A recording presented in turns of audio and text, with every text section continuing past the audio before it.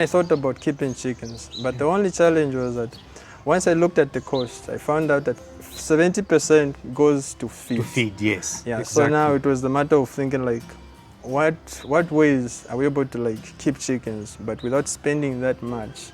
We're farming these flies. So these flies, the black soldier flies, they produce, once they lay eggs, they produce maggots.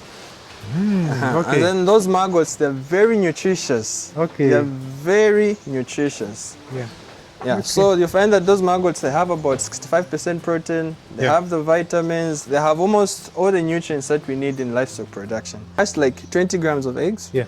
Yeah, so once, within 2 weeks, that will be like 60 kg of larvae. So we don't feed that larva to our birds. We let it pupate so that we have what? Flies. So those flies, from that 60 kg, those flies will lay a lot of eggs of these. So this one, if it's a female, it can lay up to like 1,900 to 1,000 eggs. Wow, okay. You understand?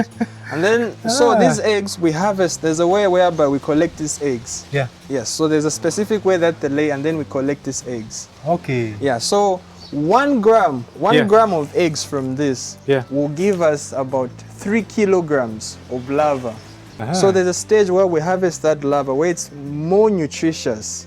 Then we feed it to our quails, our pigs, our ducks, we eat them raw. But if you want to supplement it with the cattle, we have to dry it and then mix it in with what? Their feed. Wow. Yeah, so your quails, your ducks, your chickens. So, but what's so special about it? We're concerned about the nutrients that in the Azolla. Okay. Yeah. So once you start farming Azolla, you find that you're able to reduce like the feed expenses up to like 50%. You can grow this all year round. So I mean, this is your source of protein, your source of vitamins, the source of those major nutrients. You're able to get them from here. We have soursop here. Which one is soursop? This one is soursop. Oh, this one here. Yeah, this is the famous. Yes, the famous soursop over here. Yeah, this is soursop. But so I don't know about it. Well, what's so special about this? Yeah, so like we benefit from the fruit and the leaves.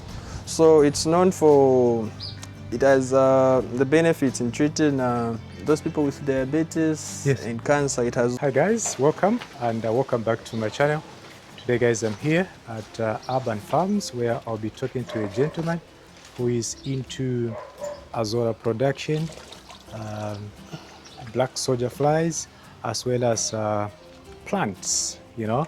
So he's a very interesting young man, and yeah, we'll be having a special interaction.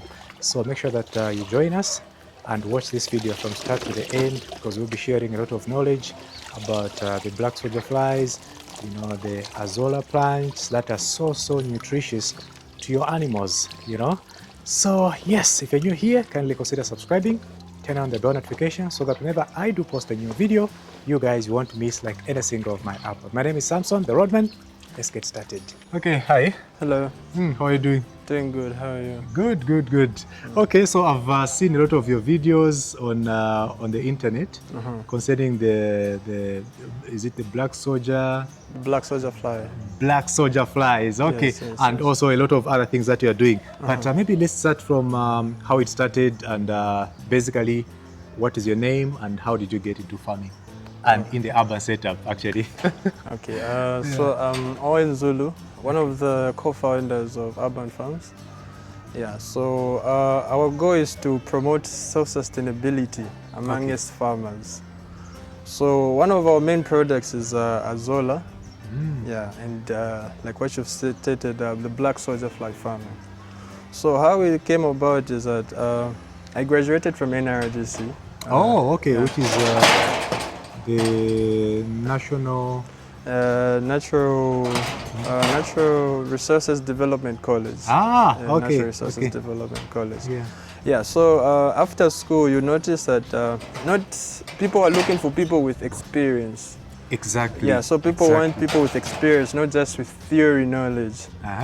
So it became a challenge whereby you're looking for employment, but no one is looking forward to hire a graduate. Yeah, they want people with experience, maybe like 5 years experience. And then I did animal science. Okay. Yeah, so I thought of what projects I could do, like maybe what projects can I do like away from work? And then I thought about keeping chickens, but the only challenge was that once I looked at the cost, I found out that 70% of my feed expense, 70% goes to feed. To feed, yes. Yeah. Exactly. So now it was the matter of thinking like, what ways are we able to like keep chickens, but without spending that much? So now we started looking for sustainable means on how we're able to reduce on the feed expenses, because I'm a fresh graduate. I can't. Yeah. I only have enough money to buy chicks, but I can't buy feed like for the entire cycle. So now we start looking for sustainable means, and then any farm out there will testify that 70 like feed constitutes like takes up most of the money for the entire like cycle. For the entire cycle. Yes. So our goal now is we're just trying to teach people like the sustainable means of whereby you're able to farm like farm animals without spending as much as we are spending now. Yes. Okay. Yes. Amazing, amazing. Okay. Yeah. So basically, how did you come up now with the urban farm itself? I know you have a lot of other co-founders, but who is the initiator, or maybe how did you set up the farm itself?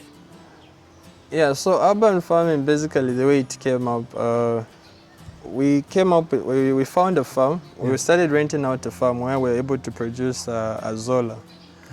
Yeah, so the whole essence of urban farm, because the farm is in the urban setup, so we decided to call ourselves urban farms. So it's more like we're farmers who are farming in an urban setup. Yeah. So like this is just like what you're seeing here is just the backyard. It's a backyard. These are backyard projects just to show people that you're able to do these projects just within your backyard. Exactly. Yeah. So this is an urban setup. This is an urban setup. So we're doing urban farming, like in an urban setup. Yeah, so this is just a rented place, but if you look around, you see what we've done. Yes, it's an urban. Lot of things. We have a lot of things going on. Hello guys, so did you know that actually featuring on this particular channel is for free? You can actually call this number here and I can come to your business or farm where we can actually get to interact and showcase what you're doing on this particular channel. And if you've just bumped into this video, make sure that you smash the like button. That really helps, because the numbers on this particular channel actually will go up whenever you press on the like button. You want to prove it? Do it right about now. Click the like button and share it if you can. Hype the video if you're watching from countries that actually support hyping a video. Thank you for supporting me. My name is Samson, the Roadman. Let's keep watching. Okay, amazing. Maybe let's start from that side. I've seen you have, like in this section, you've got different different varieties of plants. Yeah. So let's see them. Okay, so let's start from here. Here I've seen you've got a number of trees. What are these called? These are called umbrella trees. Umbrella trees. Yes. Oh, these are the famous ones. Yes, the umbrella trees. At least I've seen like these are umbrella trees. Okay. Yeah. This is good. Yeah. So I don't know what's the story with this one. These are basically ornamental plants. We just plant them for beauty. Yeah, just for beauty. Yeah. Yeah, these are ornamental. There's nothing special about it. It's just ornamental, just for beauty. And also I've seen that actually most of us will use them for the good shade which they provide. Yes. It's an umbrella. It's an umbrella tree. Yes. Yeah. Yes. Okay. Then what do you have there? We have some mangoes. Tommy Atkins, there's Heidi. Tommy Atkins. Tommy Atkins, yes. It's an exotic mango. Okay. Yeah. So this one, how long does it take for it to start producing? So these are grafted. So you find that within 2 years, we need to start giving you your fruits. Okay. 2 years. Yeah, within 2 years. Within 2 years. So it might be earlier than that. Yes. You find within 6 months, as long as it's fruiting time, to start giving you your plant. So how much do you sell these? These we sell them for 100 kwacha. 100 kwacha only? Yes, 100 kwacha only. Oh, that sounds affordable. Yeah. Yeah, especially looking at the variety. It's a good variety. Yeah. Okay, then here we've got some other... Here we have some kumquats, and we just have a few remaining. We have some kumquats and custard apple. Okay. Yeah. And then these are just ungrafted oranges. They need to be grafted. Oh, yet or to be lemons, grafted. sorry. Lemons, yeah, yeah. Grafted lemons, yeah. So this can be, we can turn this into whatever we want, but it has to be in the family of lemons, like citrus. Ah, okay. Yeah, so we can turn them into oranges, tangerines, Yeah. any exotic lemons that we want. Yeah. Okay, let's look at the other side as well. So here we have some strawberries. Some strawberries, yeah. There's some strawberries, some grapes, and some apples there. Okay. These are Anna apples. So there are some people who say apples don't grow in Zambia. Yeah, but that's now my we thinking have, as well. Yeah, we have improved. We have improved varieties now that are able to thrive under our climate. Okay. Yeah. And Okay. then these are but how just, long can this one take? Like the apples, how long can they take for them to start bearing? So they are fruits? also grafted as well. So you just give them within 2 years as well. Oh, okay. Within 2 years You can we get one apple at least from there. Yes, you're able to start fruiting. Ah, Yeah, and then these are just Washington navels. These are okay. oranges. Yeah, Yeah. amazing. Okay. These are papayas. More apples there. Yeah. We have soursop here. Which one is also? This one is soursop. Oh, this one here. Yeah, this this is one. the famous Yes, the famous. soursop over here. Yeah, this is Okay. soursop. But so I don't know about it. Well, what's so special about this? Yeah, so like we benefit from the fruit Okay. and the leaves. So it's known for, it has the benefits in treating those people with diabetes and cancer. It has those properties whereby it helps those people with such problems. Yeah. I see. Yeah, Okay. so people use it for its leaves or the actual fruit. So how do you use the leaves of this one? Yeah, so some people make tea out of it, but just boil the leaves and then they drink the you just the actual, drink yes, the liquid. Yes, yes. Ah, okay. So the fruit, it will take about 4-5 years for you to get the fruit. But meanwhile, you can still be benefiting. Using some leaves. Yeah, you can be benefiting from the leaves. Okay. Yeah. Okay. So this is just 85, and then this is 55. I'm sure 85 kwacha, this one? Yeah, 85. I'm sure you're able to see the difference. It's just a difference in size. Yeah, in in height, size, yeah. And then these are Hass avocados. Ah, okay. That's avocados. And These then are already grafted, huh? Yeah, these are grafted. Amazing. And then How much are these? These are 85. 85. Yeah, these are 85. I'm thinking, because if I look at the prices which you are giving me, I'm thinking this, I think here things are cheap. They are much more affordable as compared to other other seedling or So plant sellers. Yeah. So like most people are just like they're just like middlemen. Yeah. Like suppose you know someone who wants avocado, then you come to me and tell you it's 85. Maybe then they say 150. Yeah, 120. You understand? So most people are just they're just middlemen. Okay. So like these apples, we sell them for 120. But most people, like the ungrafted apples, most people will sell them for ungrafted, but these are grafted. Ungrafted, most people will sell them for 150. So like someone may come here and buy these apples. These apples are grafted. So someone might buy them for like, here they'll get them at 110 and then they'll go resell them maybe for like 230, you understand? I see. Yeah. Okay. Yeah. So most people are just middlemen. They don't even have like plants. Yeah. Okay, let's look at this one. I've seen this is a pond. Is this a pond? This is a pond. Okay. Yeah, so this is the famous Azolla. This is the Azolla. This is the Azolla. Ah, okay. So as you can see, it's just floating on water. Yeah. It's just basically on water. Yeah, so this is the famous Azolla. So okay, so what's special about Azolla? Because for me, this is my first time seeing it. Oh, this is the first. And I'm thinking now, you're farming. Why are you farming in water? You know? Okay. So, like they're different, like I always say this, like they're different types of weed. Okay. Yeah. So Azolla is just a weed that happens to be a weed that grows on water. Ah, yeah, okay. It's a weed that grows on water. But what's so special about this weed? This weed has it has nutrients that we're interested in. That are beneficial to livestock or aquaculture. So catfish won't feed on this, but tilapia would feed on this. Tilapia? Yeah, because catfish is a carnivore. So if you want to feed Azolla to carnivore, you have to like dry it and then pelletize it. Oh, you mix so it makes more pellets. Yes, but if you feed this like to your catfish, the catfish that they don't feed on greens. But the tilapia, once you broadcast this on your pond, they will readily take it. Wow. Yeah, so your quails, your ducks, your chickens. So, but what's so special about it? We're concerned about the nutrients that in the Azolla.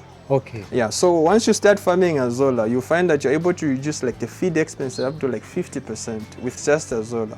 Wow. It's rich in protein, it has the vitamins, it has the lysine, Yeah. it has almost all the nutrients that we need. But the only limiting part is that some nutrients are not just according to what the animal might require at a specific age. Okay. Yeah, Oh, yeah. so it's not like once you start using these technologies, you completely stop using those traditional feeds. Yeah. It's just that you'll be using less of this and supplementing more of these, and hence cutting off your feed expenses. Wow. Wow. Yeah. Okay. So so it grows better in water. So this is not even like this is not even shallow. This is just deep, as you can see. Not my like the whole hand is not even deep. Yes. So it just requires not much water, just a little. So there are some people whereby they're just keeping a few chickens in their backyard. Yeah. Yeah. So they don't even have to struggle with feed. They can just come up with a few ponds of this. Yeah. Because it grows very fast. So meaning you're able, like it's able to give you back over a short period of time. So meaning it's a consistent thing. Yeah. You can grow this all year round. So I mean, this is your source of protein, the source of vitamins, the source of those major nutrients. You're able to get them from here. Amazing, amazing. Wow, and it looks simple for me. I think it looks simple. No, the setup looks simple. It's very, so this it must be special. But how do you if somebody wanted to buy something like this, do you help them? How do you help them? Yeah, so like there's some people whereby they've heard of Azolla, but they still don't know that there's some people that have it in Zambia. Yeah, so you find that there's some people, once they get, maybe they come across us, they'll just buy. But there's some people whereby if they need training, we're able to train them on how to grow this product. So you train people in... We train people in how... Like I said, farming, we practice self-sustainability. So we're teaching people how to practice self-sustainability. You understand? Wow. So this is also part of... Because suppose our harvest, like maybe just from here, you find 2-3 days, it's grown back. Okay, that fast. It grows back very fast. 2-3 days, it grows back. So suppose, what do you call it? Azolla or Azolla? Azolla. So it's A-Z-O-L-L-A. Azolla. Oh, okay. Yes. Amazing. Yeah. So it grows back very fast. It grows back very fast. Hey. It's one of the fastest plants. One of the fastest plants. Yeah. It grows very fast. Okay. Yeah, so the greener, the more nutritious it is. Oh, okay. Yeah, so you find that when it's not grown under proper conditions, it starts turning red. Oh, yeah. So you don't expect the red Azolla and the green Azolla to hold the same nutrients. The nutrients. Yeah. Definitely no. Yeah. Okay. So as you can see, these are just the backyard setup. Then there's nothing complicated. It's not even dark. It's just floating. Yeah, it's just floating. It's just floating. Yeah, it's just floating. Azolla. So we have some more ponds there. Okay, let's look at those ponds. Wow, this is indeed urban farming. It looks simple, but there's a lot of things that are going on here. This is another one. Yeah, this is another one. Another one. We also have this. Okay. Okay. So our goal. We supply this to farmers so that they start producing it on their own, and then they start feeding it to their animals. Yeah. So once it's not like when you keep on coming back to us to buy more seed. So once you get the seed, it keeps on regenerating. So the only thing is that you need to be cautious on the management part so that you don't kill off the yes. Because it multiplies very fast. Very fast. Yes, and then it's very nutritious. Okay. Okay. Yeah. This is good. I'm happy to see this. I've seen it before, but I didn't know how it works and how it can be grown. But looking at the way you've done it here, I think this is amazing. Yeah. So all these are floating in water. Yeah. All these are floating. So we still have some more here. Okay. Yeah. This is all Azolla. Yeah, this is all Azolla. So and then there's also one point I would like people to know. Yeah. Yeah. So we also have this pond. This one is small. Yeah. So most people confuse Azolla and duckweed. Okay. Yeah. So Azolla and duckweed are two different products.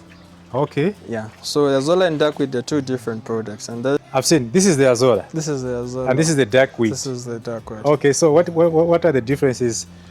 So the difference is they belong to different families, Okay. and then also the nutritional values, they're different. Ah. Yeah. Okay. So this is the Azolla.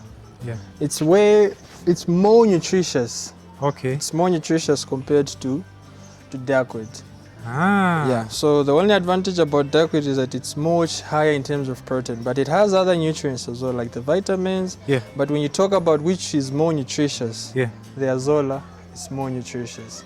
Ah, But we always okay. encourage farmers to farm both so that they can benefit from both. They can supplement one another. Both products. So where the duckweed is limiting, the Yeah. Azolla covers up, and then where the Azolla is limited, Yeah. the duckweed covers up. Wow. Yeah. So these we Okay. call them super feeds. Super feeds. Yeah, so they're Wow.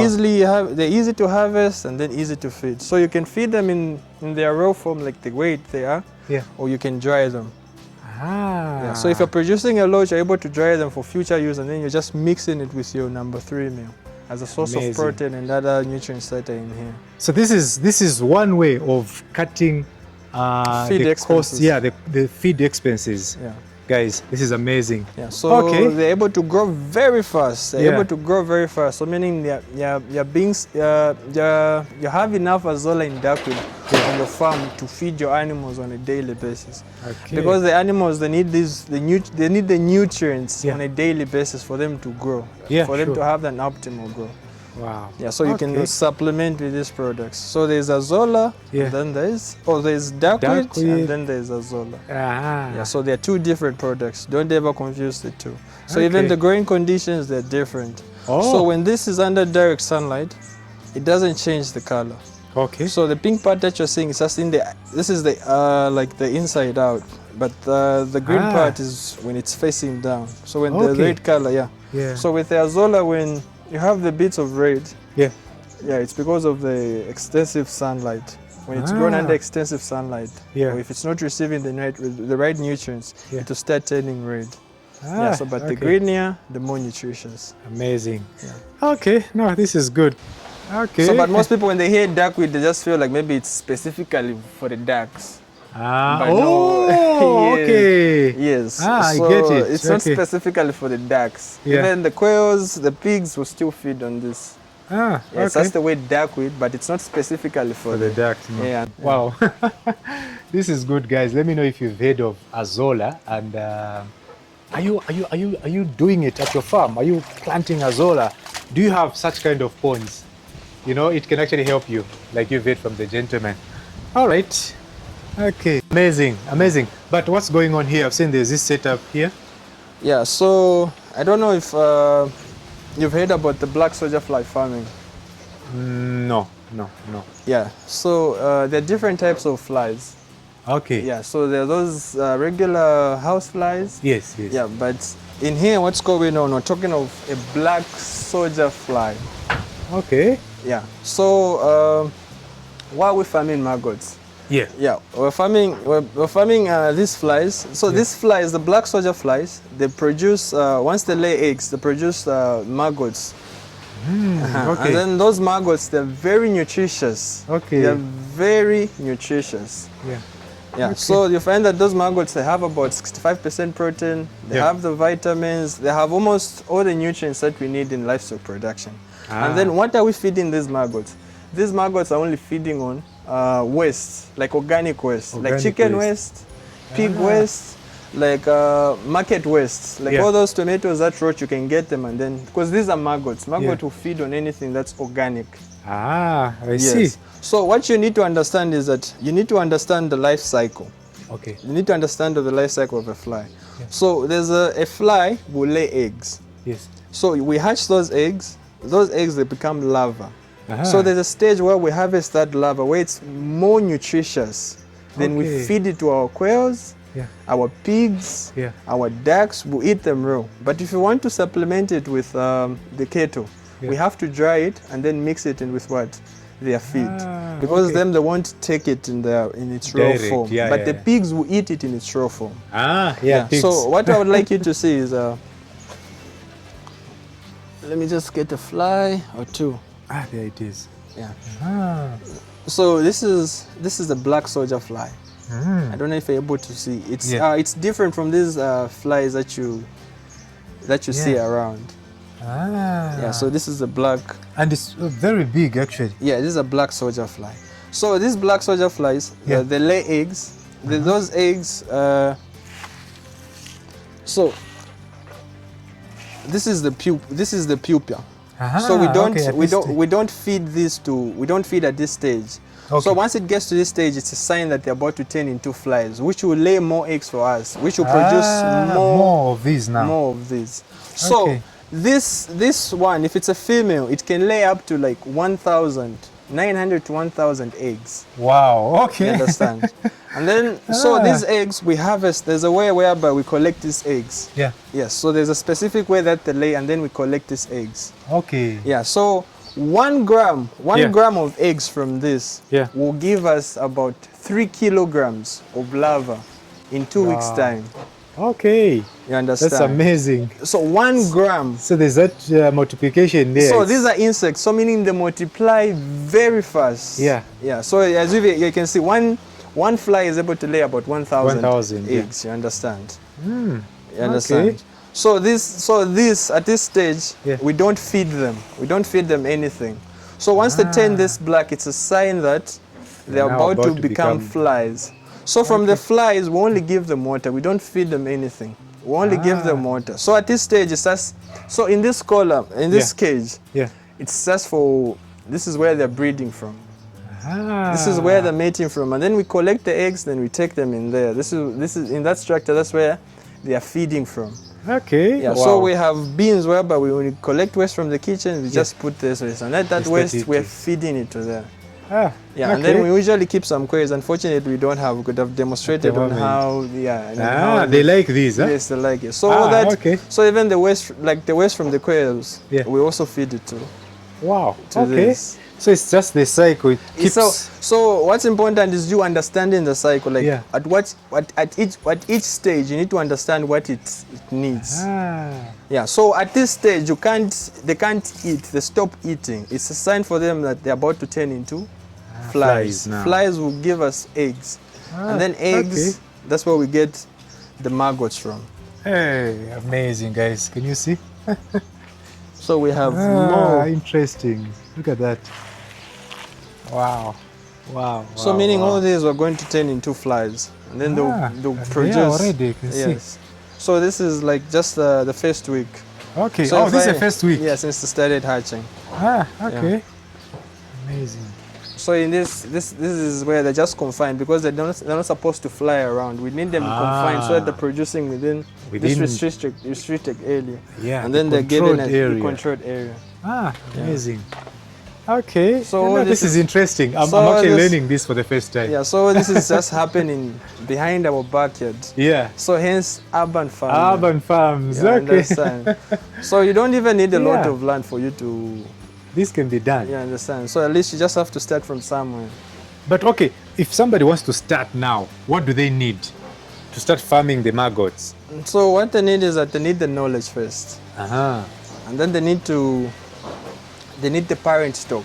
Okay. Yeah. So it's either you can buy eggs, so that you hatch those eggs. You start feeding them. Once you start feeding them, once they start turning black, you let them pupate. Like pupation, it's once the maggot starts, it's about to turn into a fly. A fly, yeah. Yes. So suppose like you buy 20 grams of eggs. Yeah. 20 grams of eggs. So 1 gram will give you about 3 to 4 kg. So if you buy about 20 grams of eggs, that's about 60 kg of larva. Yeah, we're not talking of kgs, but grams. Grams. You understand? Giving you kgs. So once you buy like 20 grams of eggs, so you hatch those eggs. So the whole cycle takes about 40 to 42 days. Okay. So you buy those eggs. About 3 to 4 days, those eggs will hatch. They're we call them neonates. Once they hatch, they're very small. Unfortunately, we don't have any eggs for demonstration. Yeah, but they're very small. So we keep feeding them, and then once that, like the entire cycle, like so now we've hatched like 20 grams of eggs. Yeah. Yeah. So once within 2 weeks, that will be like 60 kg of larva. So we don't feed that larva to our birds. We let it pupate so that we have what? Flies. So those flies, from that 60 kg, those flies will lay a lot of eggs. So we're able to get maybe about 100 plus grams. So suppose if we get about 100 plus grams, so meaning from 60, our next cycle will be what? 300. But that's just an approximation. Wow. You understand? So by the time you're doing your second cycle, imagine. So you have nowhere to that take them. 300 kg, you're not feeding it. You let it pupate so that it becomes what? Flies. Flies again. You understand?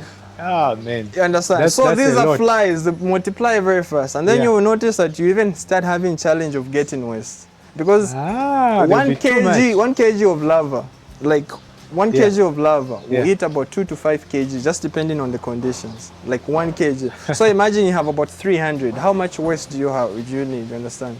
So this is also a way of also like cleaning up the markets. Exactly. But you're turning that waste into what? Feed.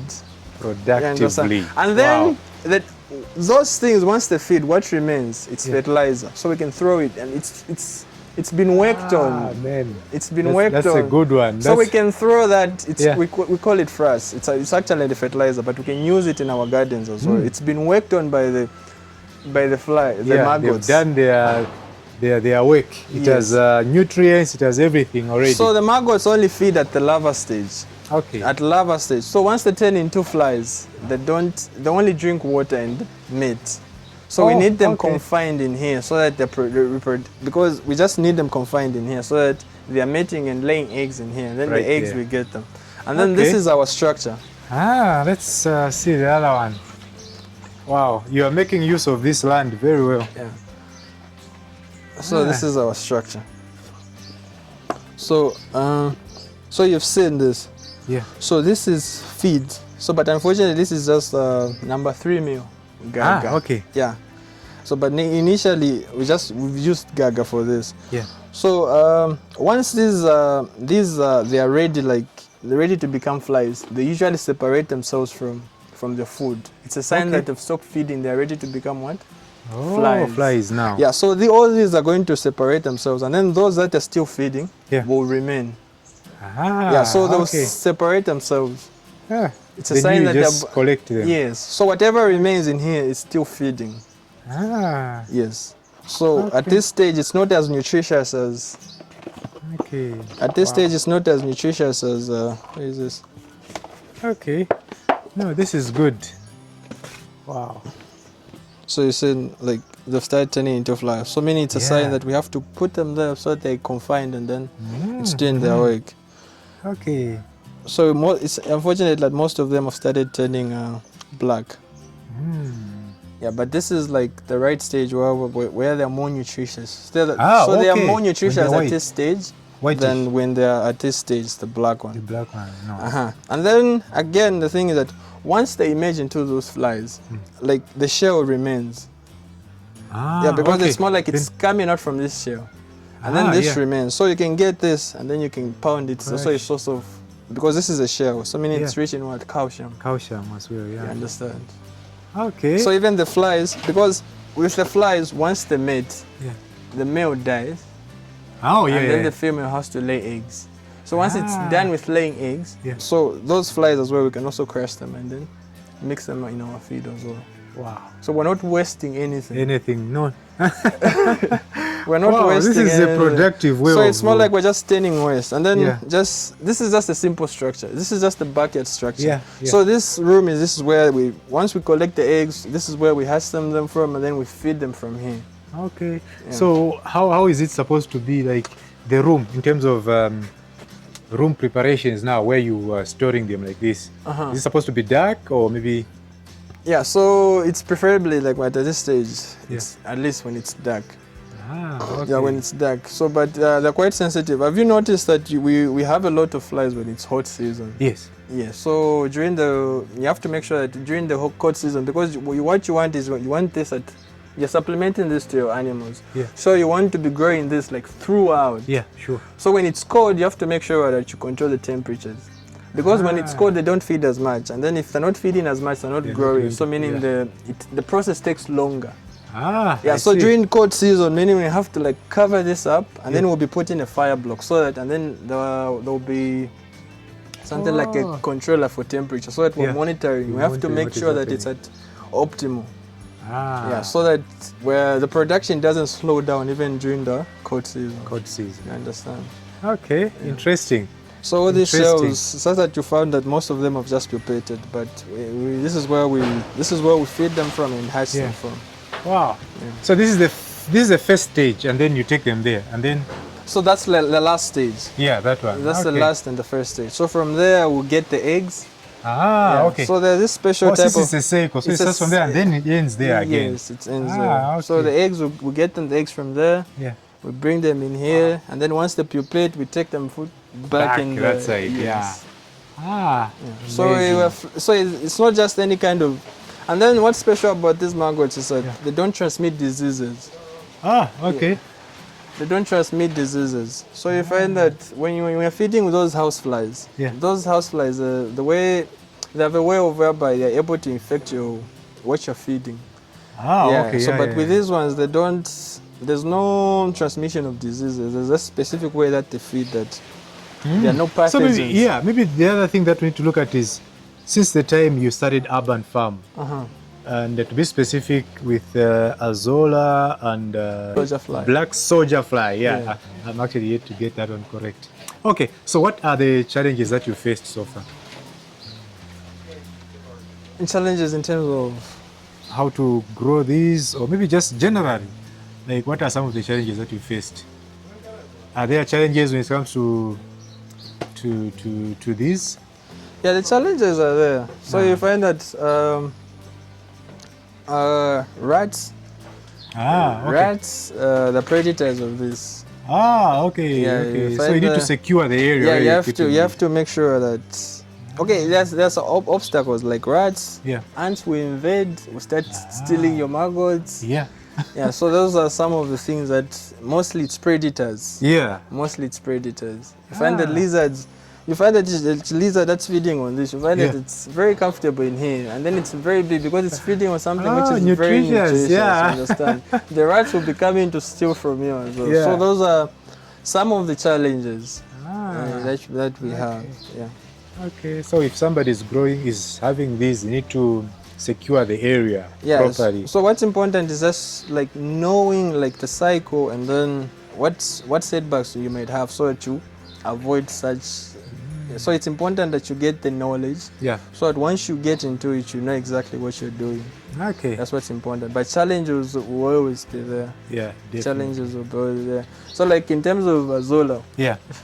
When you're farming Azolla, some people, they mess up, maybe they over-fertilize the pond, which will kill the Azolla. Okay. And I can see this is the comfrey. Yeah, this is comfrey.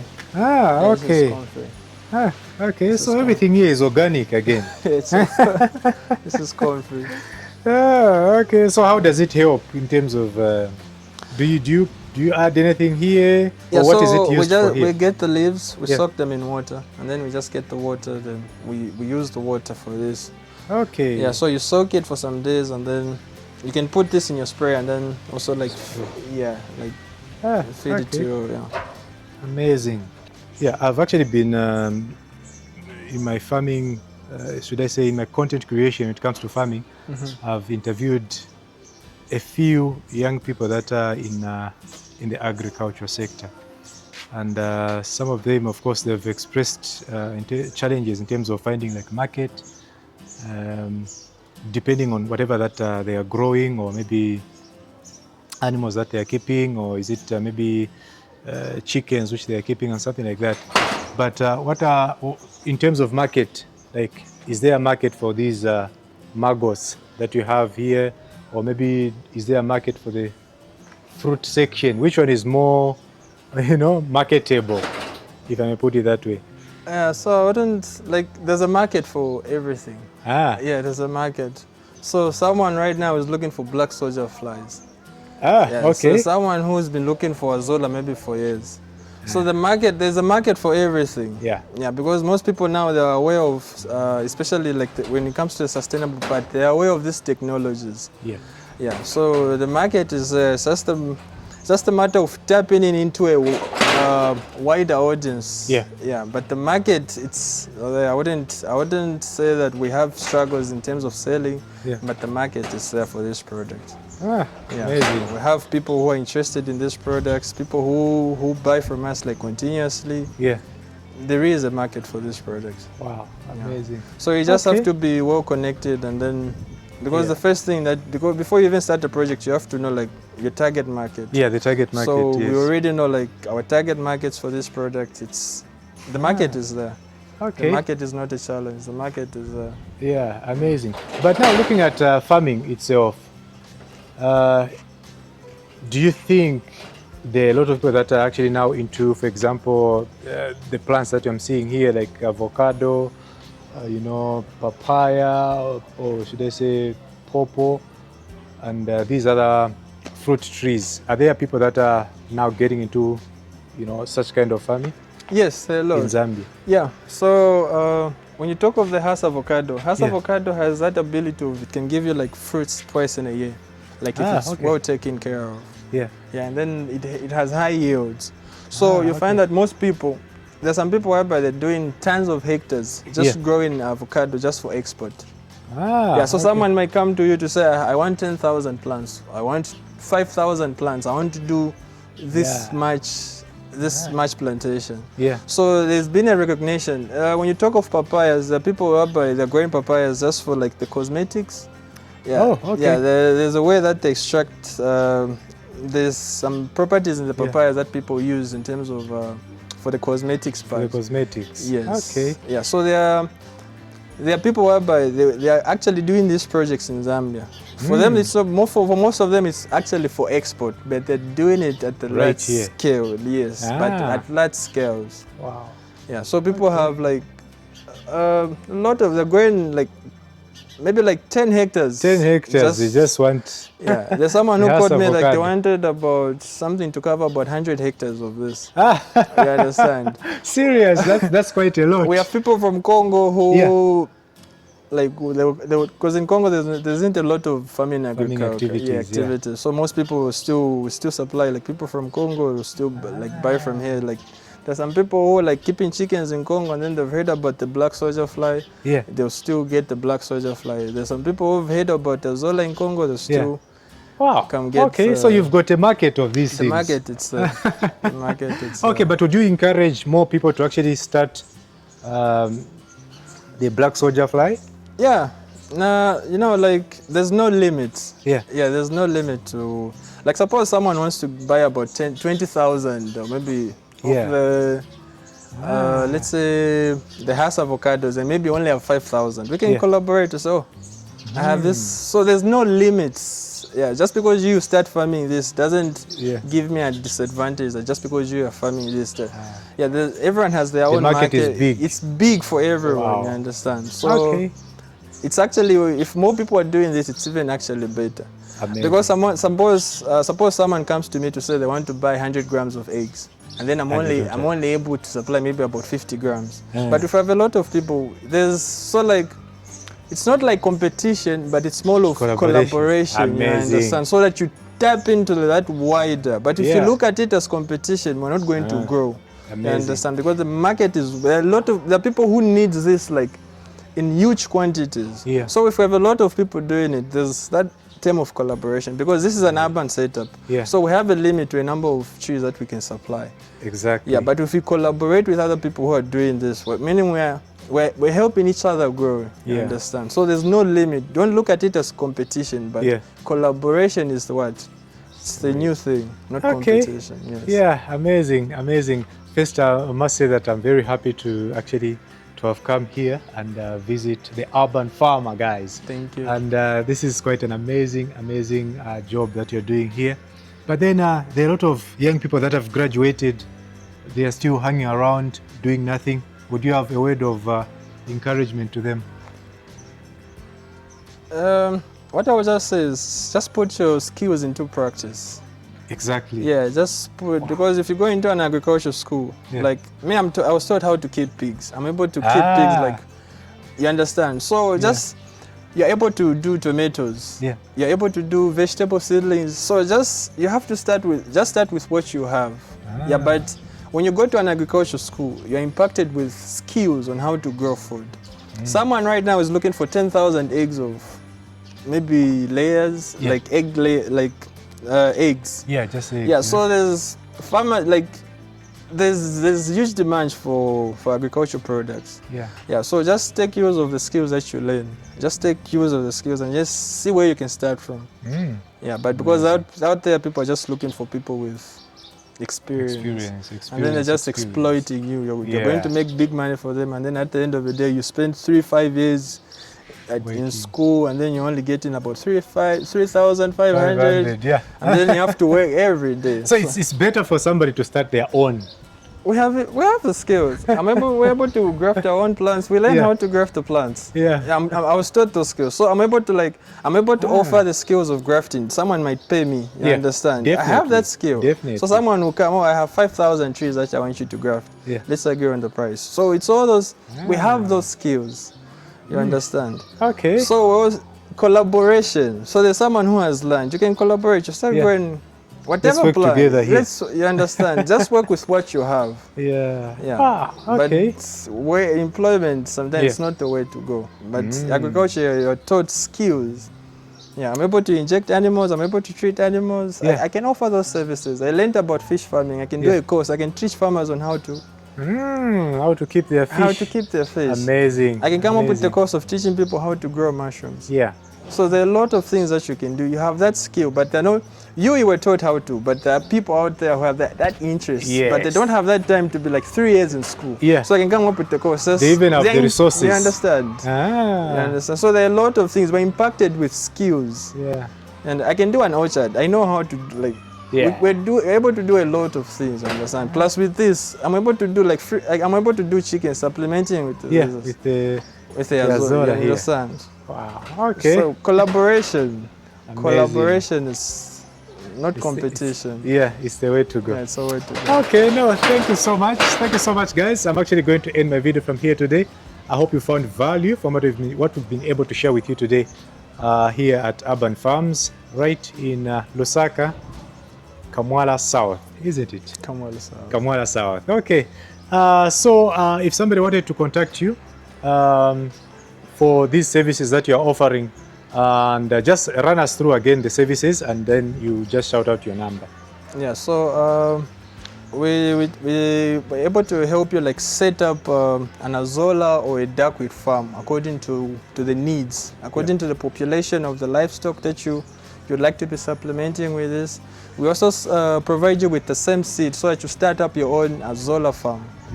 Yeah, so we're able to train your farm workers. We're able to give you the starter packs as well. Amazing. So we're also able to offer grafting services as well. Okay. We also do mushrooms as well. So if you do mushrooms? Yeah, so if you're also interested in mushroom, we're also able to supply you with the spawn and the knowledge of growing mushrooms. Amazing. Because it's more about sustainable farming. Yeah, so if you look at mushroom, it's just have to understand the basics. It's not even it's not evolving. Okay. Yeah, so it's basically sustainable farming. I'm able to build up a small structure for mushroom here and still be growing mushroom here. And then there's a huge demand for mushroom. Exactly. Yeah, most mushrooms that we get in Zambia, maybe it's exported from South Africa. Yeah, so meaning the demand is high and then the supply is is low. Wow. Yeah, so we also do that as well. Okay. No, thank you so much. And what's your number if somebody was to contact you? Yeah, so they can call us +26 0777 26 1945. Okay. Yeah, that's the number. And then on Facebook, it's Urban Farms. Urban Farms. Urban Farms. Urban Farms. Okay, guys, go and check out Urban Farms on Facebook. Thank you so much for coming to my channel. I'll see you in my next one. Bye. Take care of yourselves.